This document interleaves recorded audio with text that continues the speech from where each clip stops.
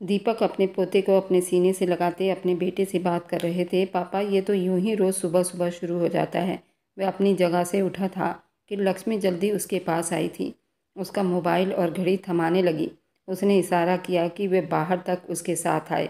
अभी वे वहाँ से निकलता कि अंकित सीढ़ियाँ उतरता दिखाई दिया। उसके चेहरे पर बहुत ही गंभीरता दिखाई दे रही थी। वह बहुत गंभीरता से टेबल पर आकर बैठा था। क्या बात है? ना ही तुमने किसी के पैर छुए और ना ही कोई प्रणाम किया, दीपक ने उसे टोका, जबकि सुनीता भी वहीं पर आकर बैठी हुई थी। मम्मी, नाश्ता दोगी या चला जाऊं? वह पिता के तरफ से नाराज होता मुंह फेरते सुनीता से बोला तो दीपक ने अपनी पत्नी की तरफ देखा। रानी, अंकित का नाश्ता ले आओ। सुनीता ने नौकरानी को आवाज़ दी और अंकित की तरफ देखा। अंकित, कभी ऐसी हरकत मत करना कि मेरे परवरिश पर कोई उंगली उठ जाए। वह गुस्से में बोली तो वह सर झुका गया। उसका टेबल पर फल कटा हुआ रखा पड़ा था। उसी पल अनु भी बाहर आती हुई दिखाई दी थी। आ जाओ बेटा, दीपक ने अपनी जगह से उठते अनु के लिए चेयर पीछे करते उसे भी साथ बिठा लिया था। उसका उतरा हुआ चेहरा देखते दीपक एक पल को झटका लगा था। दूसरी नज़रों से अंकित को देखा, जो बिल्कुल लापरवाही से नाश्ता करने में बिजी था। क्या बात है, तबीयत ठीक है तुम्हारी? सुनीता को उसकी हालत ठीक नहीं लग रही थी। जी आंटी जी, मैं बिल्कुल ठीक हूँ, वह झट से बोली। तभी एक नज़र अंकित की उसके तरफ उठी थी। वह खुद भी उठकर लंबे लंबे कदम बढ़ाता बाहर चला गया। दीपक एक पल को सोच में पड़ गया था। कहीं उसने कोई गलत फैसला तो नहीं ले लिया था। ना ही अंकित इस रिश्ते से खुश था, ना ही अनु। फिर न जाने क्यों उन्होंने ये फैसला ले लिया था। सोचने लगे। सबके जाने के बाद सुनीता दीपक के पास आकर बैठी थी। उनका हाथ थामकर बोली, सुनीता, कहिए, कुछ गलत फैसला तो नहीं ले लिया हम दोनों ने? उसी पल सुनीता भी चुप हो गई। दीपक, सब कुछ वक्त पर छोड़ देना, भगवान सब कुछ ठीक करेगा। वह कभी किसी के लिए कुछ भी बुरा नहीं सोचने वाला। लेकिन अंकित का व्यवहार देखा है आपने? वह किस तरह से बदतमीजी पर उतर आया है। वह जैसे शिकायत कर गए थे। मैं समझाऊंगी उसे। क्या समझाना, छोटा सा बच्चा तो नहीं है, 27 साल का नौजवान है। मैं इस एज में 2 बच्चों का बाप बन गया था। और एक ये है कि इसे ज़रा सा अकल छू के नहीं निकली इसके दिमाग से। उसमें उनकी क्या गलती है? आपने तो अभी उसकी मंगनी की है और अभी शादी के बारे में तो कुछ सोचा ही नहीं है। तो बच्चे तो लेट होंगे ना। और आप खुद रिश्ते के लिए इतने उतावले हुए थे। आपने नाक में दम करके रख दिया था कि शादी करनी है। वो पुरानी बातें याद करते मुस्कुरा रही थी। उसमें भी सारी सारी गलती आपकी ही है। सुनीता अपने शब्दों का दबाव बना रही थी। बंदा क्या करता, कोई काम ढंग से हो ही नहीं रहा था, तो जिस वजह से रुका हुआ था वह वजह तो ख़त्म करनी थी ना, तो कर ली। ये बातें बोलते हुए वो मुस्कुरा दिए। माँ जी, लक्ष्मी के बुलाने पर वह उसके तरफ मुड़ी। अनु को बुखार हो रहा है, उसे अस्पताल लेकर चलो। लक्ष्मी के शब्दों पर फिक्र कर रही थी। मुझे सुबह भी उसकी तबीयत थोड़ी ख़राब लग रही थी, चलो लेकर चलते हैं, वह ड्राइवर से कहकर गाड़ी निकलवा रही थी। सुनीता जल्दी उठी, जबकि लक्ष्मी अनु के रूम की तरफ बढ़ गई। भाभी, मैं ठीक हूँ, फिक्र ना करो, वह उसे मना कर रही थी, जबकि उसकी बुखार से बुरी हालत हो रही थी। उससे कोई काम ढंग से नहीं हो रहा था। लक्ष्मी उसे ज़बरदस्ती उठाती सहारा देते बाहर ले आई। उसे बहुत तेज़ चक्कर आ रहे थे। सुनीता ने उसका हाथ थामा और बाहर ले आई। वह एकदम लड़खड़ा गई थी। अनु, सुनीता घबरा गई। बाहर से आते अंकित के कदम थमे थे। उसने अनु के तरफ देखकर गहरी सांस भरी थी। चेहरा इतना पीला पड़ रहा था। सुनीता ने अंकित को देखा तो हौसला हुआ। अंकित बेटा, अनु को सहारा देना, उसे अस्पताल लेकर जाना है। सुनीता की बात पर अंकित ने गुस्से से अनु को देखा। मम्मी, अभी ये इतनी भी बीमार नहीं है कि बिना सहारे के ना चल सके। वैसे भी उसे इस घर में सहारा देने वाले बहुत लोग हैं और उसे तो अब आदत हो गई है सहारा लेने की। आप ही दे दो उसे सहारा। वह मुंह बनाते बोला, अंदर की तरफ बढ़ गया। बेटे की इस तरह की बदतमीजी पर वह बस उसकी पीठ देखती रह गई और फिर होश खोती अनु को बड़ी मुश्किल से गाड़ी तक लेकर बढ़ी थी। उसका बीपी लो हो गया था। डॉक्टर ने चेकअप किया और उसके बाद उसे ग्लूकोज की ड्रिप लगा दी। सुनीता ने फ़ोन करके खबर दी थी कि उसे अस्पताल में काफ़ी वक्त लग जाएगा। अभी वो वापस अंदर जाती कि एक आदमी उनके पास से जाने लगा। वह बिल्कुल हवा का झोंका था, लेकिन उसके पास से जाते सुनीता के जिस्म में सनसनाहट सी दौड़ गई थी। वह आदमी भी आगे जाकर रुका था और पलटा। सुनीता उसी को देखते जा रही थी। वह आदमी रुकते हुए पलटकर सुनीता के तरफ आया। उसकी पर्सनालिटी आज भी सामने वाले को चैलेंज दे सकती थी। कैसी हैं आप? उसके अंदाज में हैरानी थी, लेकिन नज़रों की ताक कुछ और ही कह रही थी। ठीक हूँ, वह भी ठंडे शब्दों से बोली। यहाँ क्यों आई हैं? अस्पताल में सब ठीक है? अब की बार उस आदमी की इतनी फिक्र देखते हुए वो उससे बोल पड़ी, एक्सक्यूज़ मी। वे ठंडे शब्दों में कहती अनु की तरफ बढ़ गई थी। मुखर्जी साहब ने आगे बढ़कर वार्ड का दरवाज़ा खोला तो सामने अनु को देखते एक पल को वह थम सा गया। क्या हुआ अनु को? बेटा तुम ठीक हो? वह बेचैनी से उसकी तरफ बढ़े। अनु ने अपनी आंखें धीरे धीरे खोले। अपने सामने अपने फूफा को देखकर उसके माथे पर बल पड़े थे। आप अंदर कैसे आए? मिस्टर मुखर्जी जाइए यहाँ से। सुनीता को उसका यहाँ आना बिल्कुल भी अच्छा नहीं लगा था। प्लीज़ मुझे बता दो अनु को क्या हुआ है? वह आदमी बहुत बेचैन लग रहा था। आंटी, अनु ने सुनीता की तरफ देखते हुए माथे पर बल डालकर, मिस्टर मुखर्जी प्लीज़ जाइए यहाँ से। सुनीता ने अनु के पास आते उन्हें वहाँ से जाने को बोला। तभी दरवाज़ा खुला और दीपक अंदर दाखिल हुए। सामने खड़े आदमी को देखते उनके कदम वहीं थम गए थे। शाम तक अनु को घर ले आए थे। इधर लक्ष्मी उसका पूरा ध्यान रख रही थी। सुनीता रूम में आई तो दीपक बहुत गंभीर अंदाज में बैठे बेड से टेक लगाकर अपनी आंखें बंद कर दिए बैठे हुए दीपक के कंधे पर सुनीता ने हाथ रखा तो वह अपनी आंखें खोल गए। आप ठीक है ना? सुनीता वहीं बैठ गई। आज इतने साल के बाद उस आदमी को देखा तो भरी जख्म फिर से ताज़ा होने लगे थे। 29 साल पहले हुए हादसे ने उनको फिर से 29 साल पीछे लाकर खड़ा किया था। संजय, दीपक और प्रीति एक साथ एक ही कॉलेज में थे। संजय और प्रीति एक दूसरे को पसंद करते थे, इसलिए दीपक उन दोनों के बीच से निकल गए। प्रीति और संजय की शादी हो गई। उनका बेटा हुआ अंकित। वह संजय का ही बेटा था, लेकिन उनको किसी ने एक साथ जीने ना दिया और छोटी सी गलतफहमी को लेकर बहुत बड़ा एक्सीडेंट करवा दिया। वह बेटे को लिए अपने दोस्त के चौखट पर आ गए थे। अंकित बिल्कुल अनाथ हो गया था। दीपक उसे अपने घर ले आए थे। उनके परिवार वालों ने भी दीपक को स्वीकार न किया था, क्योंकि प्रीति और संजय ने लव मैरिज की थी और घर वालों से बगावत करके ये शादी की थी। इसलिए उन दोनों के मरने पर उसके घर वालों ने उसे स्वीकार ना किया और संजय के घर में उसकी बहन की ही चलती थी। दीपक ने उस बच्चे को स्वीकार किया और सुनीता के गोद में दीपक को लाकर डाल दिया और सुनीता ने भी उस बच्चे को पूरे दिल से स्वीकार किया था, क्योंकि सुनीता अपने पति दीपक को बहुत चाहती थी और उसके किए गए हर फैसले पर वह हमेशा सर झुका लेती थी। उसने अपने बेटे आरव में और अंकित में कोई फ़र्क नहीं छोड़ा था। वह हमेशा दोनों से एक जैसा ही मोहब्बत करती आई थी। अंकित के फूफा के छोटे भाई से सुनीता की बहन की शादी हुई थी। अंकित की वजह से ही उन लोगों ने सुनीता से बिल्कुल नाता रिश्ता तोड़ दिया था।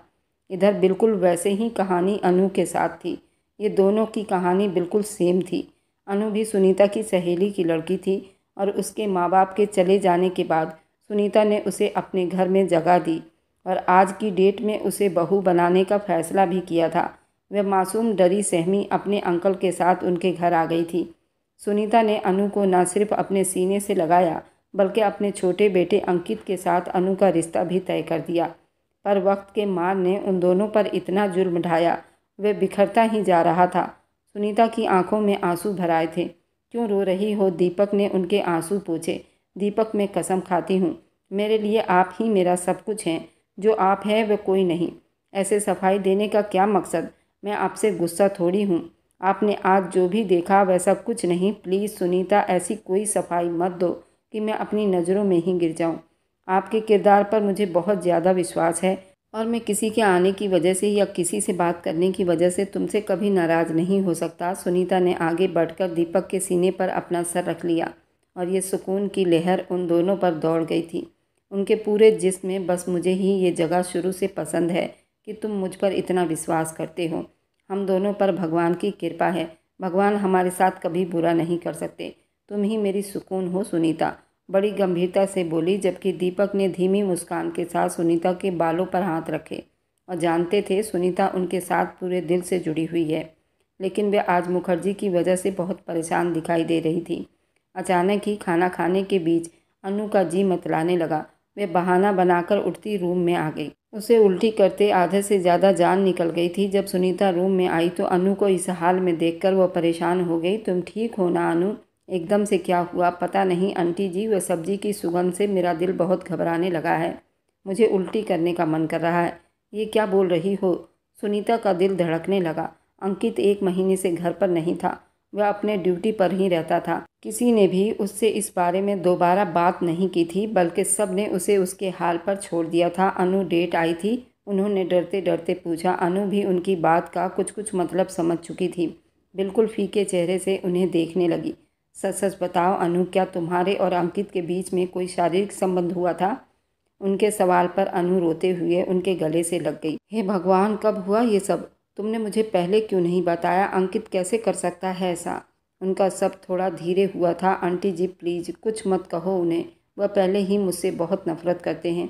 क्या मतलब वो नफरत करता है? नफरत में तुम्हें प्रेग्नेंट कर दिया? वह बहुत तेज चिल्लाई थी। जानती हो ये बात अगर किसी को पता चलेगी तो क्या होगा? हे भगवान, अंकित क्या कर दिया ये तुमने? सुनीता सर थाम कर रो पड़ी थी, जबकि वह अभी भी आंसू बहा रही थी। इधर अंकित बराबर आती कॉल पर उसने माथे पर बल डाले छोटी छोटी आंखों से मोबाइल को देखा। माँ की आती कॉल को देखता उसने नींद से ओझल आंखें खोली और कॉल यस की। जल्दी घर आओ अंकित, वरना जहाँ हो वहाँ आकर मारूंगी। सुनीता की इस तरह की बातें सुनते हुए गुस्से में उठा था। मम्मी, अब क्या तूफान आ गया है? अचानक अब क्या हो गया है? वह आंखें खोलता मुंह बनाते बोला। अनु की शक्ल देखते उसके बहुत ज़्यादा गुस्सा आता था। वह अपने गुस्से में कोई नुकसान पहुंचा दे, इसलिए वह घर छोड़कर अपने ड्यूटी के आसपास ही फ्लैट में शिफ्ट हो गया था। और अब यहाँ भी उसे ये सब सुनने को मिल रहा था। तुम आ रहे हो या मैं आ जाऊँ? सुनीता का बस नहीं चल रहा था। फ़ोन में घुसकर उसे मार डालती।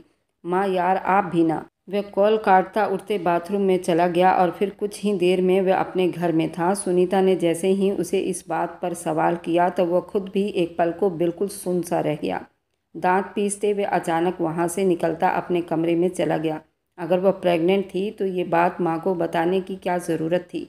देखो तो उसकी हिम्मत, डायरेक्ट उसने माँ को ही बता दिया। अगर शायद वह मुझे बताती तो मैं कोई उपाय ज़रूर निकाल लेता। अगर गुस्से में बिल्कुल लाल होता अनु को कोस रहा था। वह जज्बात की आग में बहक कर उसने इतने आगे कदम बढ़ा ली थी कि वह इस बच्चे को कभी नहीं अपनाएगा। वह अपना दिमाग बना चुका था कि सीधा अपने कमरे में आया।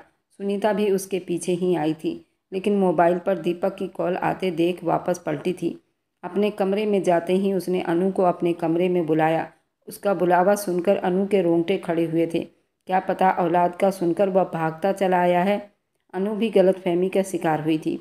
उसके कमरे की तरफ पड़ी जहाँ वह आग बबूला खड़ा था। अनु का दिल एक बार फिर से दुखी हुआ था। वह मासूम समझ रही थी कि औलाद का सुनकर वह आदमी शायद बदल जाएगा, लेकिन वह तो आज भी वैसा ही था। क्या तकलीफ़ है तुम्हें? हाँ, क्या ढिंढोरा पीट रही हो? वह उसे दोनों बाजू से पकड़कर उस पर बुरी तरह से चिल्ला पड़ा था, जबकि उसकी सफ़ेद पड़ती रंगत को देखकर उसे तरस नहीं आया। ये सब देखकर अंदर आती सुनीता के दिल को कुछ हुआ था। अंकित, वह प्रेग्नेंट है और तुम्हें शर्म है या नहीं? अभी के अभी उसका हाथ छोड़ो, होश की दुनिया में आओ। गुस्से से सुनीता ने बेटे को गालों से पकड़ते हिलाया था। मैं क्या करूं? पहली औरत है जो माँ बनेगी। इससे कहो ये यहाँ से दफ़ा हो जाए, अपनी शक्ल मुझे ना दिखाए। अंकित गुस्से से दहाड़ा था। सामने खड़ी अनु को देखते उसके जिस्म पर चिंगारियाँ दौड़ जाती थी। शाबाश बेटा, तमाशा लगवाना कोई आपसे सीखे। वह सिर्फ तुम्हारी मंगेतर थी और तुमने जो भी उसके साथ किया, अगर घर में किसी को भी पता लग गया तो तुम्हारी जान ले लेंगे सब। सुनीता अपने मुंह पर हाथ रखकर आवाज़ दबाते हुए घबराई हुई लग रही थी, जबकि कमरे में एक जिस्म की सिसकियां भी गूंज रही थी। तो मैंने कहा था मेरे अरमानों पर सुकून बैठा दो। मैंने कहा था मेरी मंगनी इस लड़की से करवा दो। इसे ले जाओ, वरना मैं उसके साथ उससे भी ज़्यादा बुरा करूँगा। वह चिल्लाया था जब सुनीता ने उसके मुंह पर थप्पड़ों के बरसात किए थे। अंकित बिल्कुल लाल आंखों से अपनी माँ को देखता रह गया। ये मत भूलो, ये तुम्हारे पिता का फैसला था। शायद तुम भूल गए हो, उन्होंने सिर्फ तुम्हारी मंगनी करवाई थी। ये नहीं कहा था कि बिना शादी के तुम पिता की उपाधि ले लो। अंकित, भगवान से डरो, होश में आओ। क्यों उसकी जान के दुश्मन बन बैठे हो? सुनीता गुस्से से बोली थी। प्लीज़ माँ, आप जाइए यहाँ से। अंकित ने बहुत गुस्से से बोला, जबकि अनु बिल्कुल पीले कलर के कपड़ों में दीवार से चिपकी थी। अनु को उसने गुस्से में देखा था। उन्होंने बड़ी गंभीरता से पहले अनु को देखा, फिर अंकित को देखा। अंकित ने क्या किया था ये तो सभी जानते थे।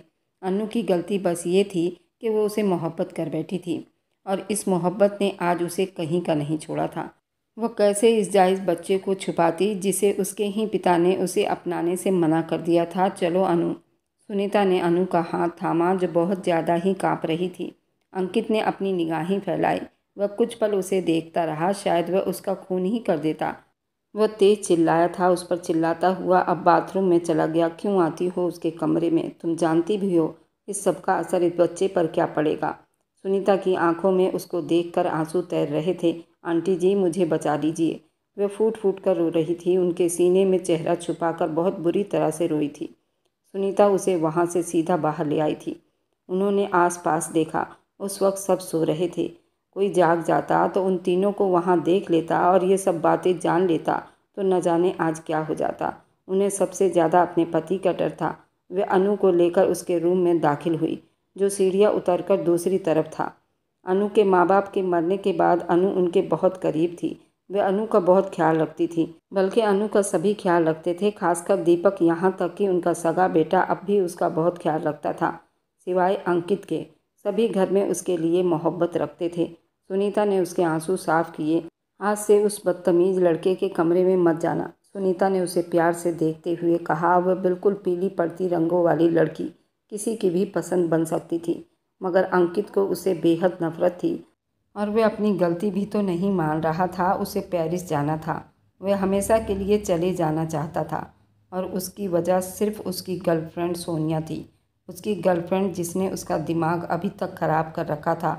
अंकित अनु से अपना अधिकार ले चुका था और उसे अब बर्बाद कर चुका था। उन्होंने खुद बुलाया था। अनु ने आंसू साफ किए। सुनीता ने गहरी सांस भरी। और तुम पागल होते चल पड़ी थी उसके बुलावे पर?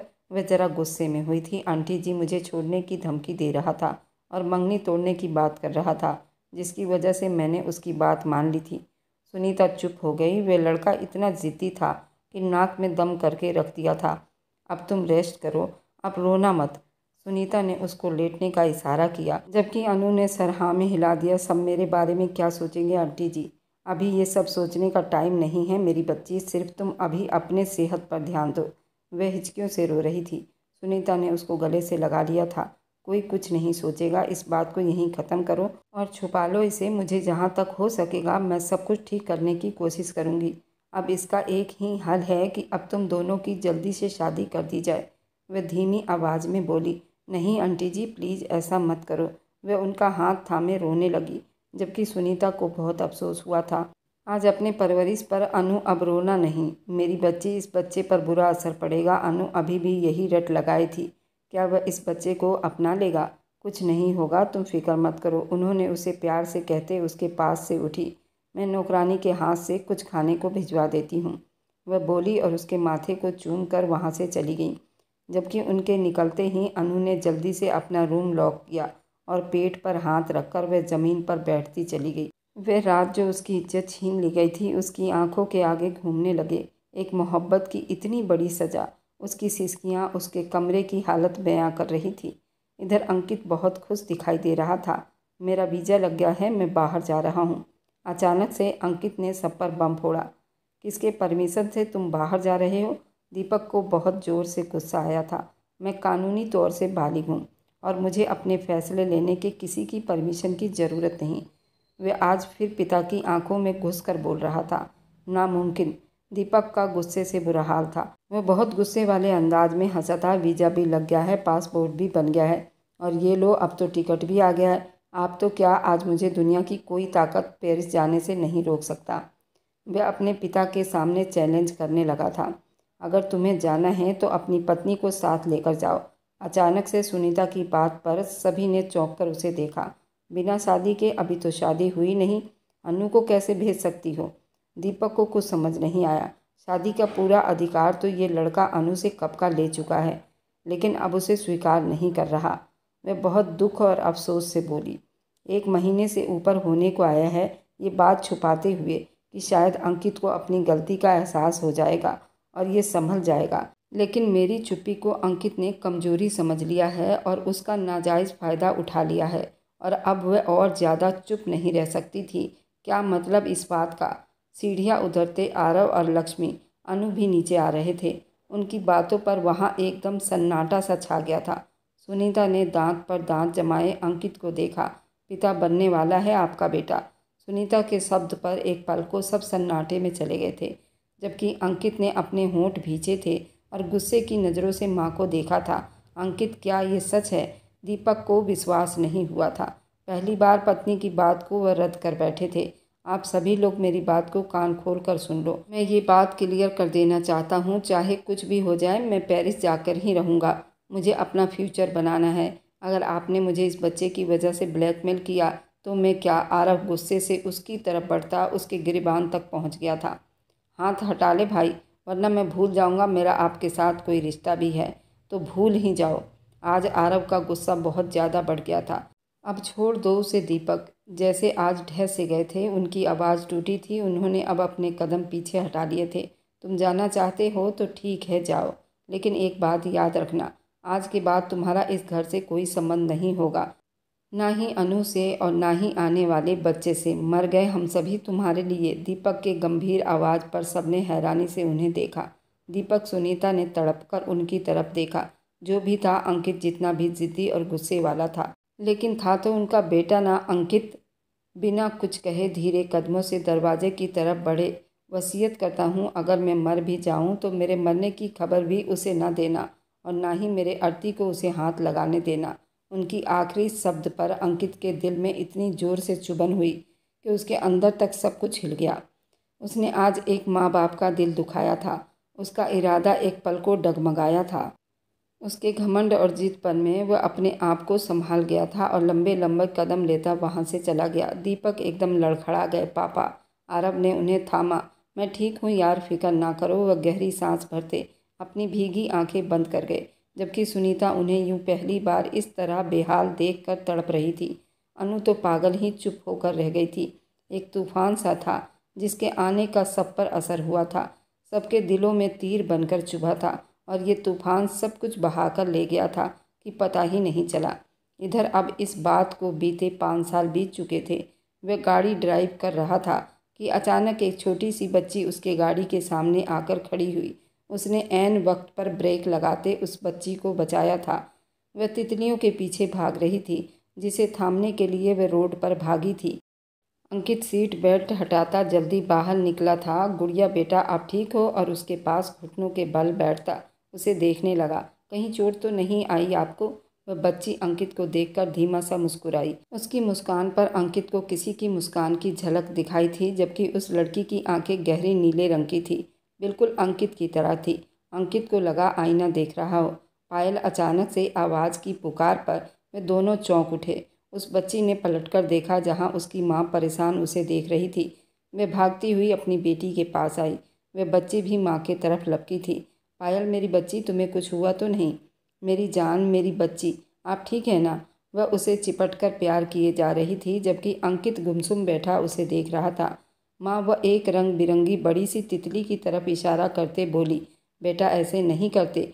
माँ का हाथ नहीं छोड़ते। अगर कुछ हो जाता तो मैं क्या करती? मैं नहीं जी पाती। तुम्हारी माँ आज मर जाती मेरी बच्ची, तुम्हारे लिए। वह उसे अपने सीने से लगाते गोद में उठा गई। तभी उसकी निगाह सामने खड़े उस आदमी पर जाकर ठहरी। वह तो पत्थर की ही हो गई। दिल ने जैसे धड़कने से मना कर दिया। आज 5 साल के बाद अनु उसे देख रही थी। कितना चेंज हो गया था वह, और बहुत बूढ़ा बूढ़ा सा लग रहा था। उसके बॉडी में भी पहले से ज़्यादा बदलाव आया था। वह एक ही नज़र में उसका पूरा जायजा ले चुकी थी। उसकी नज़रों की प्यास बुझा रही थी। बहुत मुश्किल से नज़रें उस आदमी से हटाते वे पायल को लिए तेज कदमों से आगे बढ़ी। पायल अंकित की बेटी, मेरी बेटी, वे अपने होठों से दोहराते दिल में एक नई उम्मीद को महसूस कर रहा था। अपनी बेटी से मिला भी तो उसे अधूरा सा लगा। उसका दिल फिर से उसे देखने को मचलने लगा। वह तड़प रहा था। वह उन दोनों के पीछे ही हो लिया था। अब उसे अपने आप को रोकना बड़ी मुश्किल था। आज अंकित को हिंदुस्तान आए 1 महीने से ऊपर हो गया था। वह अक्सर हिंदुस्तान अपने प्रोजेक्ट के लिए आता जाता रहता था। बहुत कम वक्त के लिए रुकता था। अपनों से बिछड़ने का गम उसके अंदर आज भी बिल्कुल वैसा ही ताज़ा था। सोनिया, जिसके लिए उसने ये सब कुछ ठुकराया था, उसे तो वह पेरिस जाकर मंगनी भी करने वाला था, लेकिन उसे किसी और की बाहों में देखकर उसी दिन उसे अपना नाता रिश्ता तोड़ गया था। और वह सजा वह खुद को दे रहा था। पलटकर नहीं गया, लेकिन आज उसे पलटना था। पिता के कहे का उसने मान रखा था, लेकिन अब जब खुद पिता बना तो एहसास जागा कि 5 साल पहले पिता को वह किस तरह कितनी तकलीफ़ देकर आया था। इधर दीपक बहुत खुश दिखाई दे रहे थे। आ गया मेरा शेर। दीपक ने पायल को देखते ही अपनी बाहें फैला ली। पायल घर भर की लाडली थी। हर कोई इसके नखरे उठाता फिरता था, खासकर आर्यन। उसे बहुत चाहता था, उसे बहुत प्यार करता था, उसको डॉल बोलता था, उसे अपने पास हमेशा रखता था। पायल भी हर वक्त उसके साथ चिपकी रहती थी। सभी अपनी लाइफ में मगन थे, सिवाय एक अनु के। पायल को पाकर उसे अंकित की ज़्यादा कमी महसूस नहीं होती थी। हर मोड़ पर, हर कदम पर जब पायल ने ये पूछा कि माँ मेरे पिता कहाँ हैं, वह नन्ही सी बच्ची को क्या जवाब देती, जिसे सबकी मोहब्बत तो मिल रही थी। आरव उस पर जान छिड़कता था, उसे पिता की कमी महसूस न होने देता था। अनु की यूं बेरंग जिंदगी को देखकर एक दिन आरव बोल पड़ा कि तुम अंकित से अपना रिश्ता तोड़ क्यों नहीं देती हो। इस रिश्ते का अंजाम इतना बुरा होगा, किसने सोचा था। उस दिन अनु को दिल का दौरा पड़ गया था, जिस पर आरव को अपने शब्दों पर बहुत ही मलाल हुआ था। अंकित बहुत अच्छी किस्मत वाला था कि इतनी प्यार करने वाली मंगेतर को अपनी पत्नी नहीं बना सका, लेकिन उसको अपने बच्चों की माँ बनाकर छोड़ दिया था। सुनीता उसको आश्चर्य से देखने लगी थी। उसके पास आते पूछने लगी, आंटी जी। वे रोते हुए सुनीता के गले लग गई। वह आ गया है। कौन? मेरी बच्ची। वो मेरी बेटी को ले जाएगा, वो मुझे परेशानी देगा। आंटी जी प्लीज़ हमें कहीं छुपा लीजिए। वह रोते हुए हाथ जोड़ रही थी। वह कुछ समझती तभी दरवाजे से अंदर आते अंकित को सबने देखा था। अनु ने सुनीता का हाथ जोर से पकड़ा हुआ था। जिस बात से डर रही थी वही होने वाला था। तुम यहाँ किसकी परमिशन से आए हो? दीपक जल्दी से खड़े होते दौड़े थे। जबकि 5 साल के बाद सबको छोड़ छाड़ कर जा चुका था, तो यहाँ क्या करने आया है? उनका जी चाहा अपने सीने से लगा ले उसे।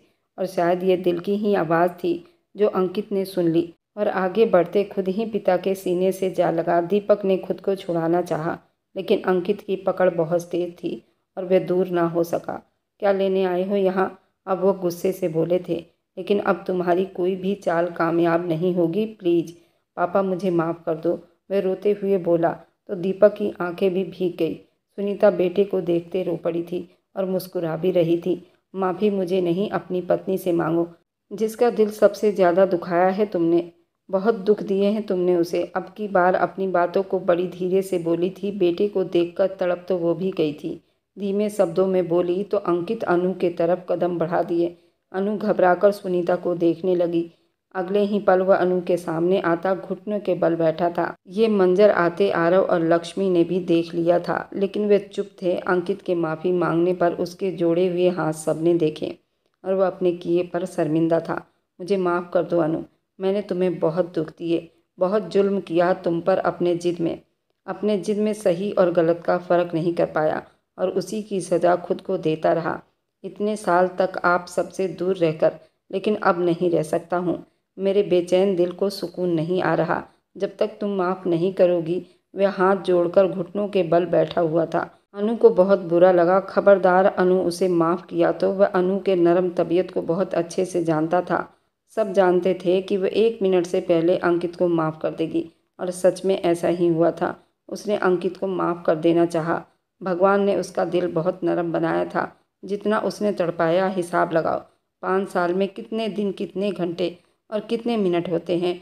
इन सबको देखो और अपने माफ़ी मांगने के टाइम को देखो। 1 मिनट में माफ़ कर दिया उसने तुम्हें। आज मैं सबको बता दूं, अगर तुमने कोई भी चाल चली या उसे कोई भी नुकसान पहुंचाया, मुझसे बुरा कोई नहीं होगा। सुनीता ने साफ धमकी देते कदम दीपक के तरफ बढ़ा दिए थे। अंकित ने उनका दुपट्टा थाम लिया। ये उसकी बचपन की आदत थी। उसका दिल धक से रह गया। प्लीज़ माफ़ कर दो ना मम्मी, वह अंकित के जोड़े हुए हाथ देखकर बोली।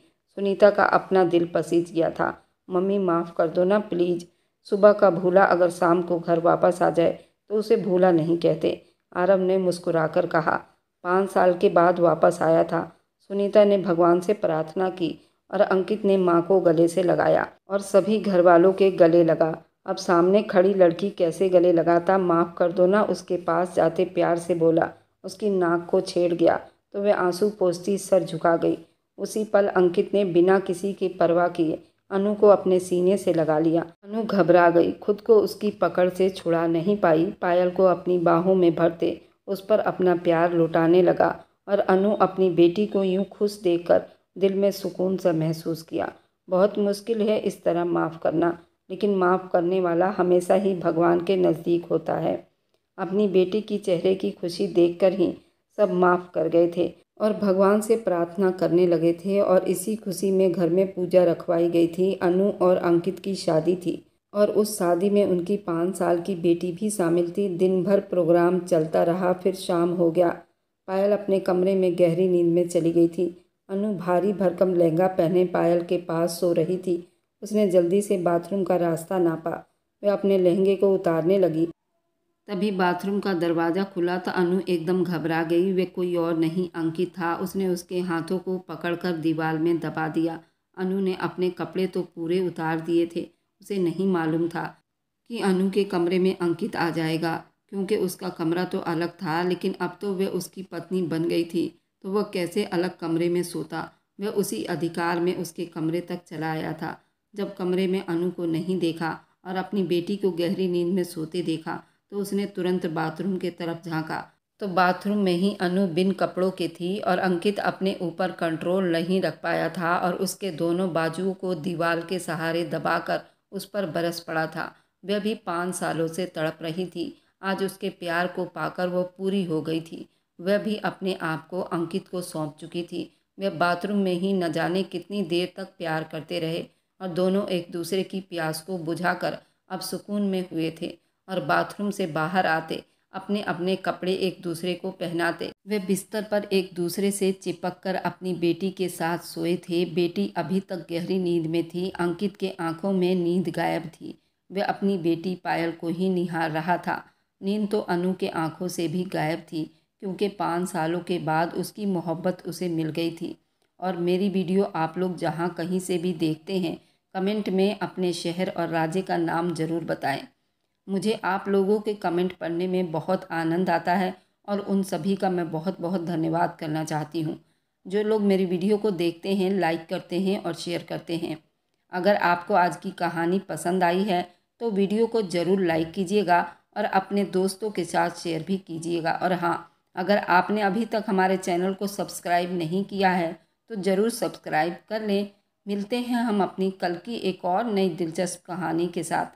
मुझ पर सदा अपना प्यार और स्नेह बनाए रखें। सभी को मेरा प्यार भरा नमस्कार दोस्तों। खुश रहें, स्वस्थ रहें, मस्त रहें।